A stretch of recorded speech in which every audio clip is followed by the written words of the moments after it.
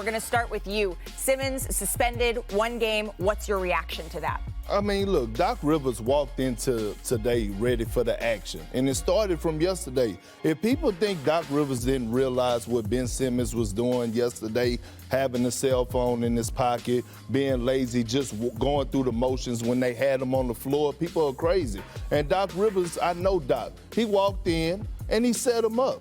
He walked in and he saw that Ben wasn't engaged, and so he called him in to get into a drill. And Ben declined. He called him again to get into a drill, and Doc was ready to throw him out. He lucky Doc Rivers didn't put them paws on him, because I saw him almost put them hands on Rondo one time. So what do you mean when he said set him up? Okay, we'll get into that later. What's up? Set him up. Well, what I'm saying was he walked into practice saying, you know what, let me see what his body language is like today. Because he let it ride yesterday. And so today he just wasn't having it. And part of what you're referring to, right, is yesterday we see this footage of maybe it was a cell phone in his pocket or something else going on. So Zach, you heard Joel Embiid. We just heard him say that he wasn't here to babysit anybody. So what impact will Simmons have on Joel Embiid here? I think Joel Embiid's done with it. I think he's been done with it, and I think he told us today, I'm really done with it. I mean, you got to give Joel Embiid some credit. His trash talk during all this has been borderline Shakespearean. He didn't get enough credit for when he said that line about when someone asked him, what do you want to see from Ben Simmons this season? He said, well, I'm sure you guys have all seen the videos on Instagram. We'd love to see some of that. So I think this is, I mean, he said forget the babysitting thing. He said he hasn't had a conversation with Ben Simmons since Ben Simmons returned to the team. That's like 4 days ago. The 2 best players on the team haven't talked? Yeah. That is a huge deal. It's just a joke at this point in time. And I'm not talking about just Ben Simmons. There's a level of unprofessionalism that is being shown with Ben Simmons. But there's 2 sides to every story. There's 2 sides to every story. And then there's also the truth. And the truth is, both sides are wrong here. He doesn't want to be there. There was some trash talking going on inside the organization against him when the season ended. And I'm not saying that Ben needs to step up, but he doesn't want to be there. And what did he show all summer long? He didn't want to be there. What did he show when he showed up? He didn't want to be there. At some point in time, it is not his job to raise his value so you can trade him. That's just the truth. Yeah, but it's his job to show up to work and do his job. That's why he's getting paid hundreds of millions of dollars over the next 5 years. And here's my thing, right?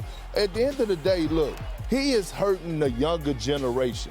He's hurting the younger generation. You had guys like, Kobe and Michael Jordan, Magic Johnson, guys before us. I was telling y'all backstage that I was born 10 years too early because now guys are getting $200 million, and it's on these guys now to make sure that they do their role so the next generation could get paid. So let's dive into that, Zach. I'm curious about the numbers here, what you see this playing out a little bit longer term. Well, you called it trash talking, RJ, what they did to him after Game 7. Yeah. Let's review that. Doc Rivers was asking Ben Simmons be a championship-level point guard right now. He said, I don't know. That's a true, honest response. Fair. Joel Embiid said, I think the game turned when we had a dunk and we got 1 free throw. True, honest response. Joel Embiid later said, we turned over the entire franchise, including letting Jimmy Butler walk to accommodate Ben Simmons.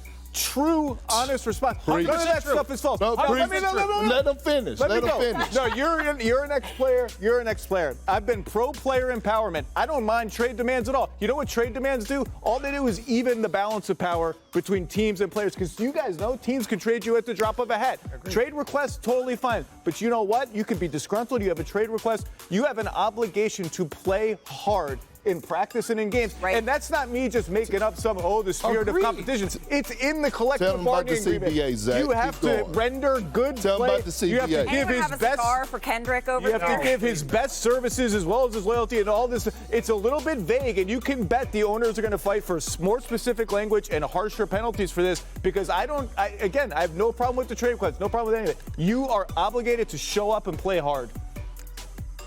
You good? You good over No, there? I'm just listening to Zach O's It looks like you're just saying you're waiting to weigh in with your preaching. The last thing I'm going to say, and we are all in agreement that Ben Simmons is not handling himself like a professional. They tried to trade him all summer, correct? Correct. They James Harden. Yeah, they tried to trade him all summer, and they got absolutely nothing. Now, if you're a player and you want to show up, after that, after they're trying to get traded, I'm not saying Ben Simmons isn't wrong here. What I'm saying is that, look, the value is what the value is for Ben Simmons right now. So Yeah, if you but want him to come and win 50 games, and then you're going to trade him, so you want me to put more your bet Kendrick is moving the whole table right now. But the thing about it is, what the Sixers are trying to get back, right, Kendrick, isn't necessarily these rebuilding parts. And that's usually when you're looking at a player of Ben Simmons' caliber, trading him, that's what you're going to get. Go ahead. Yeah, but why they have to be responsible for cleaning up his mess on him not being productive on the floor? That's not right. Like, he has 4 years left on this deal. Why would I give up an all NBA caliber player and get back some pieces for some role players? That doesn't make sense. Thanks for watching ESPN on YouTube. For live streaming sports and premium content, subscribe to ESPN+.